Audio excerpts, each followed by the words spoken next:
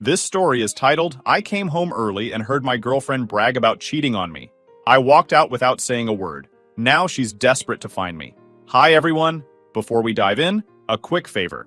If you enjoy content like this, please hit the subscribe button. It's free, supports the channel, and make sure you never miss out on amazing videos. Alright, let's get started. Hey Reddit. So, this has been a crazy few weeks, and I honestly don't know what to do with myself. Thought I'd share the story because maybe putting it out there will help me process. I'm Drew, 32, and I thought I had my life figured out, or at least the relationship part of it. I've been dating this girl, Olivia, for 2 years. We met at a Christmas party a couple of years back, and at the time, it felt like one of those, this is meant to happen moments. Looking back now, I guess I was just dumb. Anyway, let me start at the beginning. The party where we met was thrown by a mutual friend of ours, Jason. Jason and I go way back, like high school days, and Olivia was one of his employees. I didn't even want to go to the party that night. Work had been brutal, and I just wanted to stay home. But Jason guilt-tripped me into showing up, saying I needed to meet people and live a little. So I went, and there she was. Olivia. She was laughing with a group of people when I first saw her. Jason, being Jason, dragged me over to introduce us. We hit it off almost immediately. She laughed at my dumb jokes, asked about my interests, and genuinely seemed interested in me. I remember leaving that party with her number and this goofy smile on my face. Fast forward a few weeks, we went on our first date. Nothing fancy, just a burger joint and a walk in the park. But it was perfect. She was funny, smart, and way more grounded than I expected someone like her to be. We clicked, you know? Like I could see this going somewhere serious. And it did. A few months later, we were officially a couple, and everything felt good. But there was one thing that always stuck out. Her younger sister, Chloe. From the very first time I met her, I could tell she didn't like me. She wasn't outright rude, but she had this way of making comments that felt like little jabs. Like, during one of the first family dinners I went to, she said, "Wow, Olivia, you really went for the low-maintenance look, huh?" Like, what does that even mean? I brushed it off at first, thinking maybe she was just protective of her sister or trying to mess with me. But it didn't stop. Chloe would always find ways to undermine me. If I mentioned something I was passionate about, she'd roll her eyes or make a sarcastic comment. Like, one time I was talking about a hike, Olivia, and I went on, and Chloe was like, "Wow, how thrilling. I'm sure you guys had a wild time looking at trees." She'd also do this thing where she'd bring up Olivia's exes, like, "Oh, remember when you and Mark went to Cancun? That sounded like such a fun trip." It felt like she was constantly trying to remind me that Olivia could do better or that I didn't measure up. I brought it up to Olivia a few times, asking why Chloe seemed to have it out for me. She'd just laugh it off and say, "That's just Chloe. She's like that with everyone." But it didn't feel like that. I mean, she was perfectly nice to everyone else, just not me. I started dreading any time we had to hang out with her, but for Olivia's sake, I sucked it up. Despite Chloe's attitude, my relationship with Olivia kept moving forward. We moved in together after about a year, splitting rent in a small house just outside of the city. Life felt stable, like we were building something real. I wasn't one of those guys who needed to rush into marriage or anything, but after 2 years, I started thinking about proposing. Olivia was my person, or at least I thought she was. This year, Jason was hosting another Christmas party, and it felt like the perfect opportunity to pop the question. It was where we met, and Jason had always been a big part of our story. I talked to Olivia's parents about it a few weeks ago, asking for their blessing, and they were over the moon. I spent weeks planning it. I picked out the ring, rehearsed what I was going to say, and even coordinated with Jason to make sure the moment would be perfect. I imagined Olivia's face when I got down on one knee in front of all our friends, how happy she'd be, how we'd laugh about the journey that got us there. I was so sure I was doing the right thing. But life has a way of kicking you in the teeth when you least expect it. All those plans, all that excitement. It was like building a house on quicksand. I didn't know it at the time, but the foundation of our relationship wasn't what I thought it was, and the cracks were about to show in the worst way. About a month ago, the guys and I planned a weekend fishing trip up to this spot we love near the lake. It's quiet, kind of off the grid, and it's always been our go-to place to just unwind and catch up. We pack up a couple of coolers, grab some gear, and just hang out. I'd been looking forward to it for weeks. Life had been a grind, and I needed the break. Olivia wasn't thrilled about me being gone for a whole weekend, but I told her it was important to me, and she seemed to get it. Or at least, she pretended to. So, I was driving out that Saturday morning. I had my truck loaded up. Tent, cooler, food, everything I thought I'd need. I was already an hour out when it hit me. I'd left my tackle box sitting in the garage. Now, I know it doesn't sound like a big deal, but that tackle box was brand new. Olivia had given it to me as a gift, and I'd spent a fortune on new lures, hooks, the works. I couldn't just fish without it. Plus, I knew the guys would give me endless crap if I showed up empty-handed, so I sighed, turned the truck around, and started heading back home.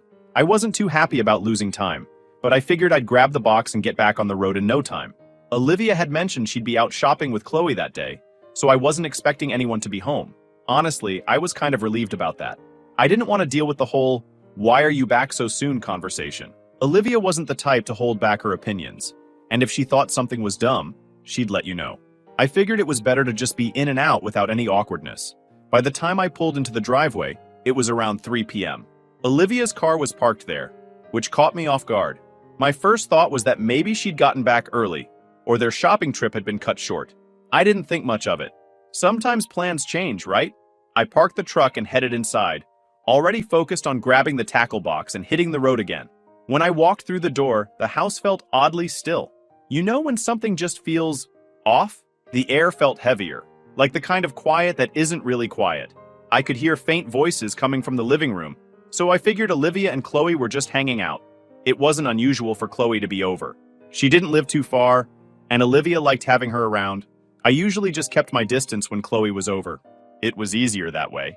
As I made my way through the house, I realized their voices were louder than I thought. They weren't just chatting, they were laughing. Not the friendly, light-hearted kind of laughing either.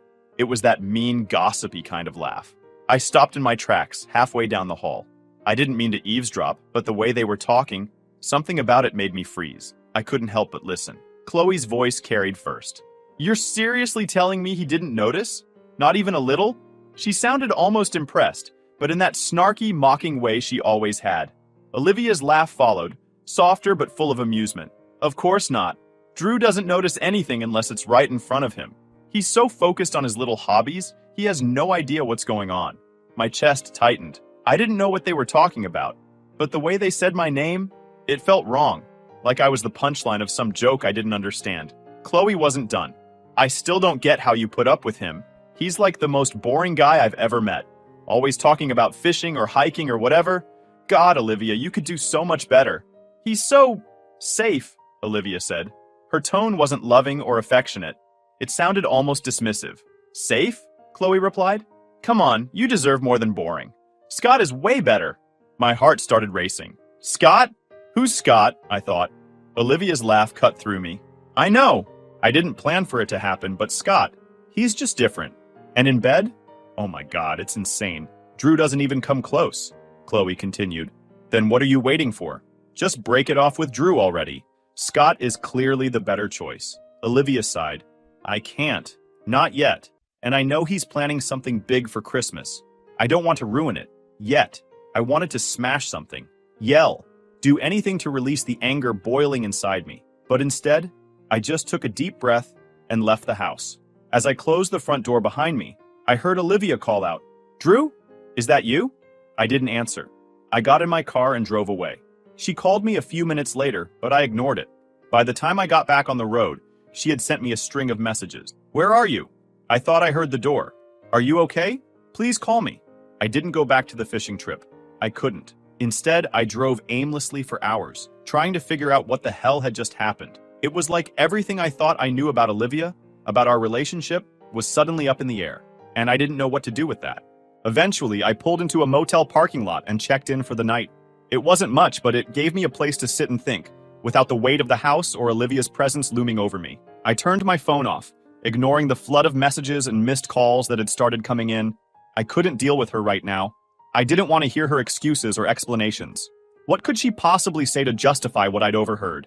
I spent the entire night at that motel, staring at the ceiling and playing the conversation I overheard in my head, like some twisted highlight reel. Every laugh, every word felt like a dagger. The way Olivia talked about me with Chloe wasn't just disrespectful, it was cruel. And the mention of Scott?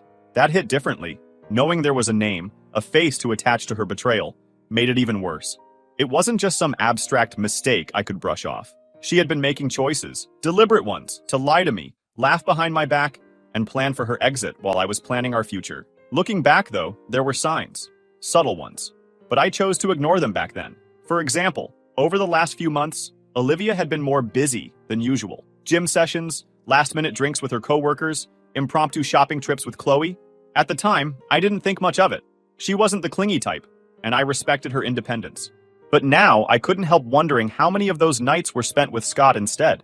Was she seeing him when she was out with Chloe? Was Chloe covering for her the whole time?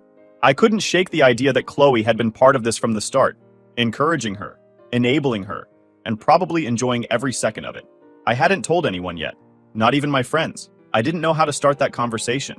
Hey guys, turns out my girlfriend of 2 years has been cheating on me with some guy from the gym. It sounded pathetic in my head, and I didn't want their pity. I wanted to deal with this on my own, at least for now. By the time I left the motel, I had a plan, or at least the beginnings of one. I wasn't going to confront Olivia yet. That would come later, on my terms. First, I needed to figure out what to do about our living situation. The lease was in my name, so legally, I had all the control. I wasn't about to let her stay in the house while I figured things out. She didn't deserve that. If anything, I wanted her out of my space as soon as possible. When I got back to the house that afternoon, the first thing I noticed was that Olivia's car wasn't in the driveway. Perfect. I parked my truck and walked in. I headed straight to the spare room where we kept the trash bags. If I was going to do this, I needed to do it now. I grabbed a couple of them and started putting her things. Clothes, shoes, makeup, anything that was obviously hers went straight into the trash bag. I just wanted her stuff out of my house. The faster, the better. I dragged everything out to the front porch and left it there. Then I went inside, pulled up the contact info for the locksmith I'd used a year ago, and called him to come change the locks. He showed up within the hour, and I didn't give him any details, just told him I needed the work done ASAP. Once the locks were changed, I felt a small sense of relief. It wasn't much, but it was a step in taking back control. Before I left the house, I grabbed a piece of paper and wrote a quick note. Nothing dramatic, just a simple, "You know what you did. Don't contact me." I taped it to the door and locked up, feeling the weight of the keys in my hand like they were the last tie to the life I'd just thrown away. With everything packed and the locks changed, I needed some space. So I decided to head out to a retreat center I'd heard about a while back. It was 5 hours away. I needed this kind of long drives, and it offered a quiet place to think. No phone, no distractions, just me and my thoughts. That's exactly what I needed. On my way out of town, I stopped to grab a coffee and sat in the parking lot for a few minutes, scrolling through my phone. Sure enough, there were dozens of missed calls and texts from Olivia. At first, they were casual. "Hey, where are you?" And "Did you come home last night?" But as the hours went on, they became more frantic. "Drew, I'm really worried. Please call me. What's going on? Why aren't you answering?" And finally, "Where the hell are you? We need to talk." I didn't respond to any of them. I wasn't ready to talk to her yet. What was I supposed to say? "Oh, hey, I overheard you talking about Scott and how I don't measure up. Want to explain?" Number. That wasn't how I wanted to handle this.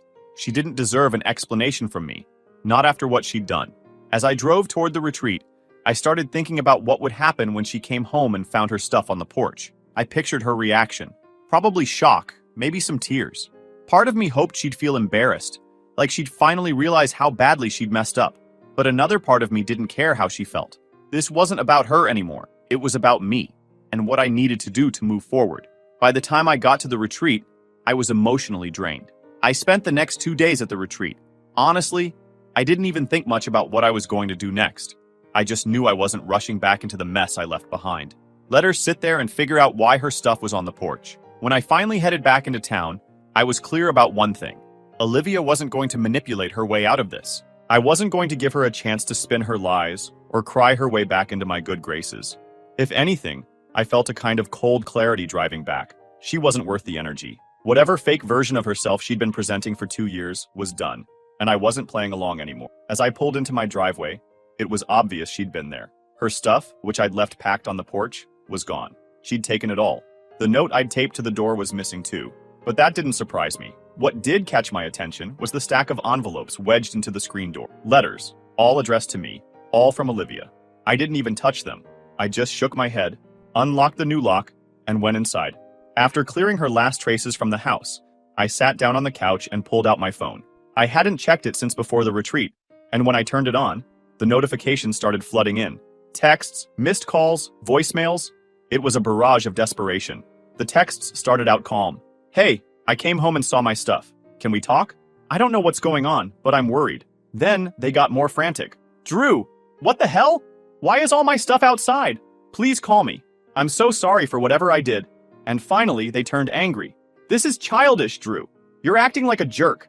At least give me the decency of a conversation. I smirked reading that one. Decency? After what I overheard? The irony wasn't lost on me. I didn't bother responding. Instead, I blocked her number. Done. Simple as that. She didn't deserve an explanation, and I wasn't about to waste my time crafting some long text or arguing over the phone. The next morning, I got a call from Jason, the mutual friend who'd introduced me to Olivia at the Christmas party 2 years ago. Jason's one of those friends who's always got your back, but doesn't sugarcoat things. When I picked up, his tone was casual, but I could tell he knew something was up. Hey man, everything okay? Olivia's been blowing up my phone. I leaned back in my chair and sighed. Yeah, she's probably freaking out because I threw her out. Jason paused, then let out a low whistle. Damn! What happened? For the first time, I told someone the whole story. How I'd overheard Olivia and Chloe's conversation, the way they mocked me, and of course, the part about Scott. Jason didn't interrupt, which I appreciated. When I finished, he let out a long breath. Wow, that's messed up. Honestly, though, good for you. She didn't deserve you, man.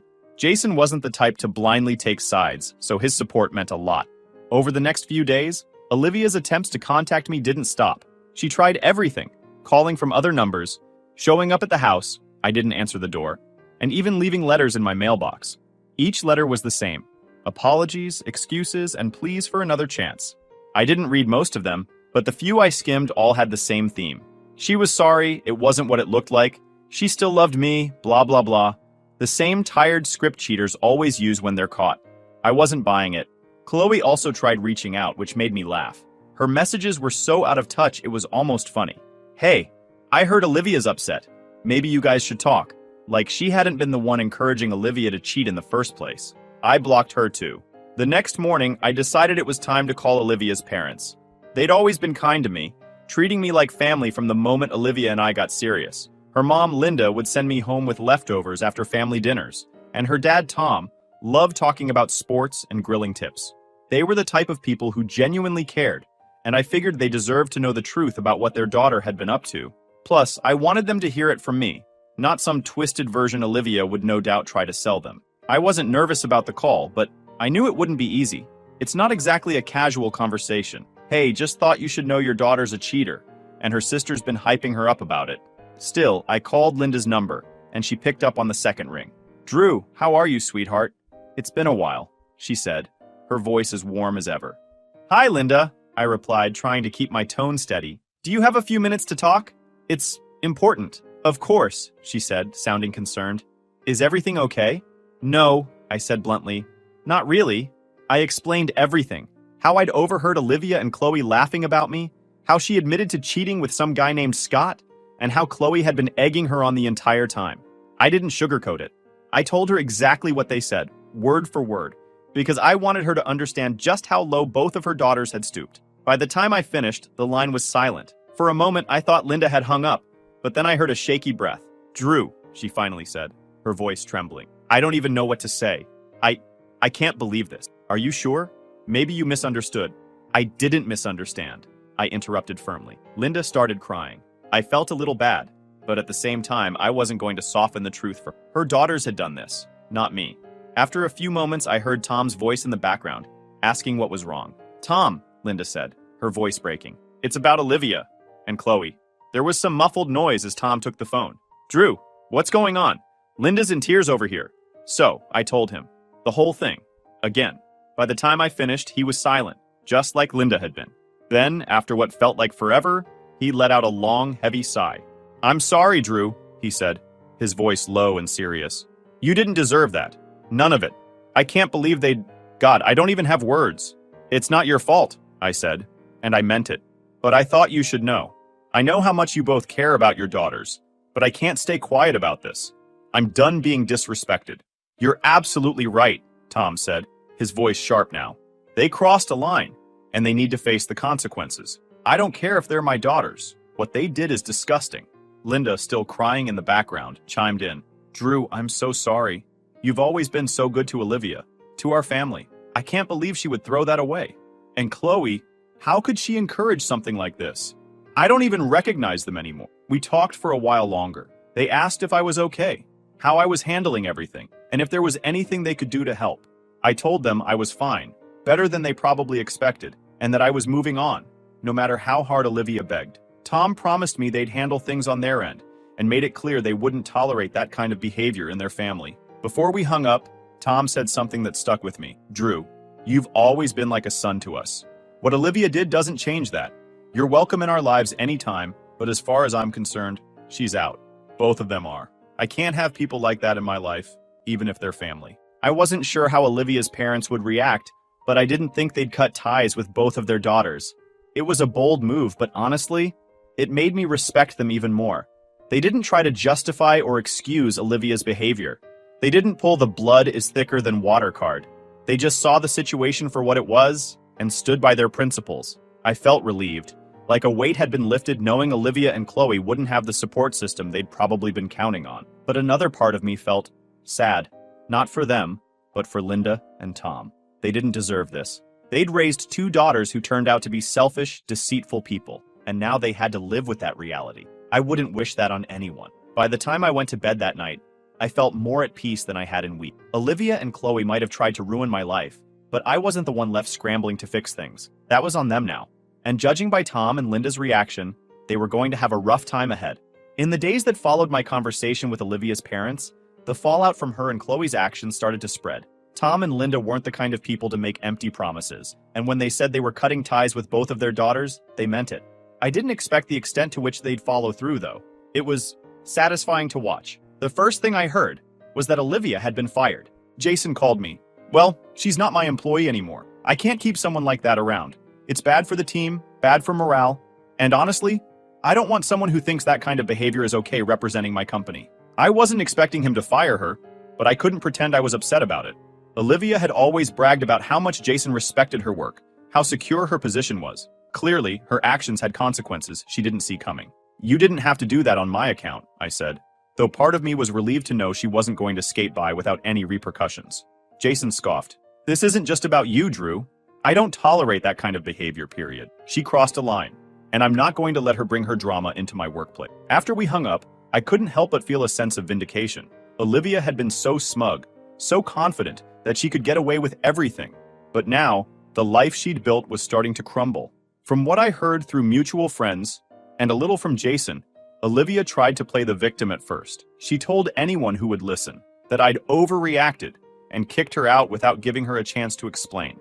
But as the full story came out, thanks to Jason and her parents, people stopped buying her act. She went from being someone everyone admired to someone they pitied, and not in a good way.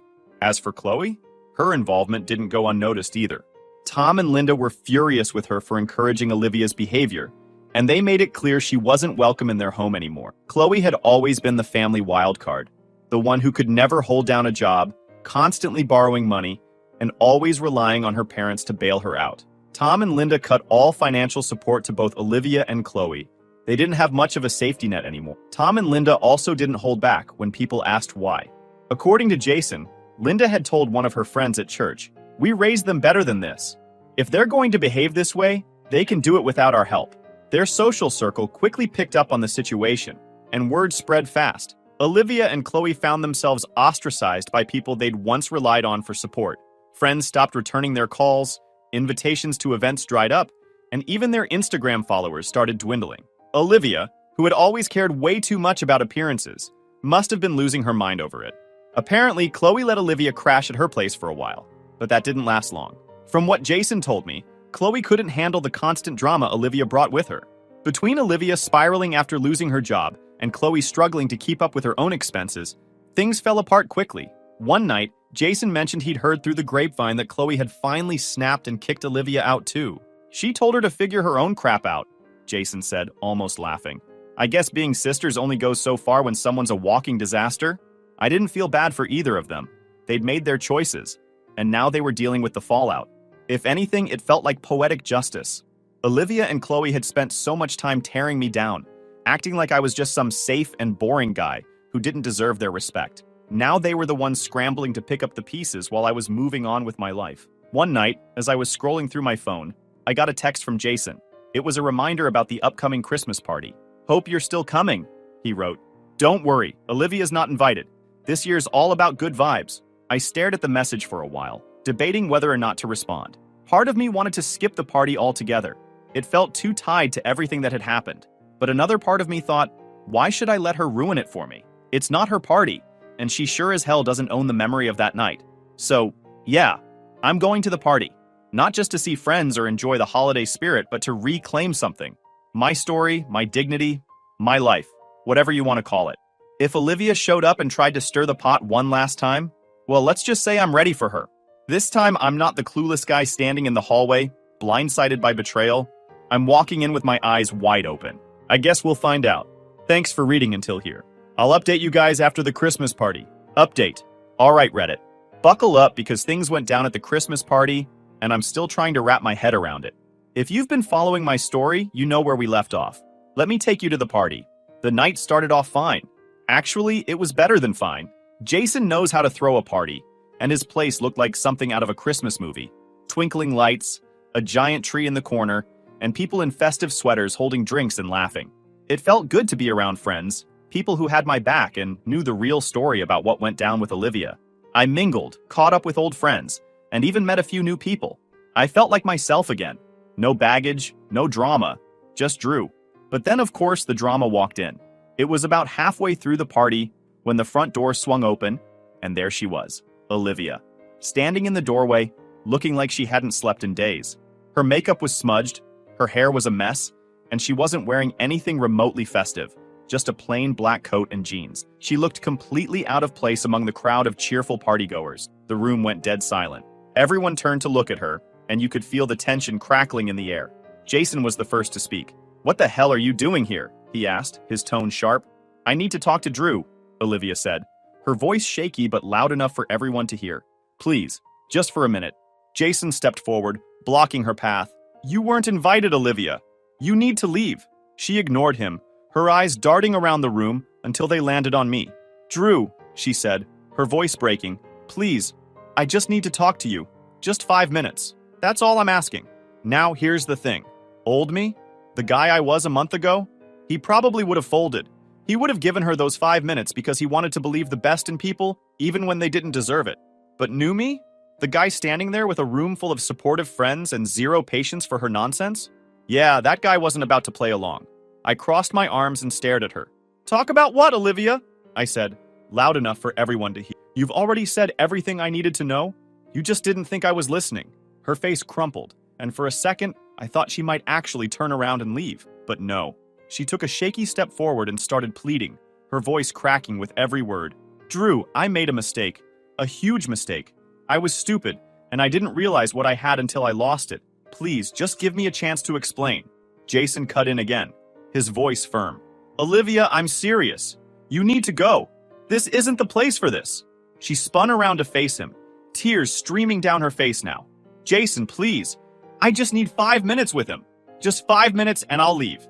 Jason looked like he was about to lose it, but I raised a hand to stop him. "It's fine," I said. "Let her say what she needs to say." You could hear a pin drop as I walked toward her. Everyone was watching, waiting to see what would happen. Olivia wiped at her face, trying to compose herself as I stopped a few feet away from her. "Go ahead," I said. "Say whatever it is you think will fix this." She took a deep breath, her whole body shaking. "Drew, I was an idiot. I let Chloe get in my head, and I made mistakes I can't take back. But I swear it didn't mean anything. Scott didn't mean anything. None of it did. You're the one I love, Drew. You've always been the one." I stared at her, unblinking. "You love me?" I asked, my voice calm but cutting. "Is that what you were thinking when you called me boring? When you laughed about how clueless I was? Or how about when you said Scott was insane in bed and I didn't even come close? Was that love, Olivia?" She flinched like I'd slapped her. "I didn't mean any of that," she whispered. "I was stupid, Drew.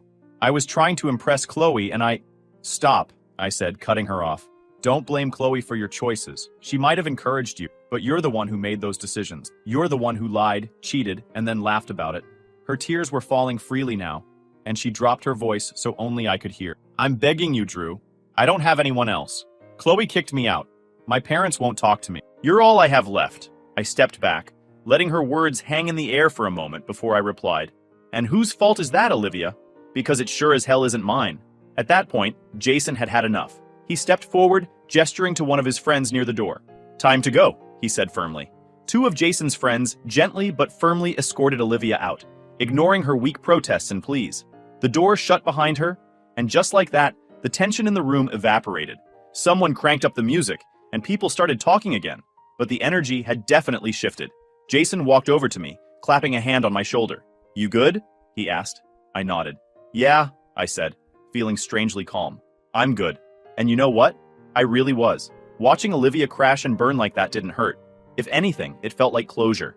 I'd spent 2 years of my life with someone who didn't deserve me, but now I was finally free.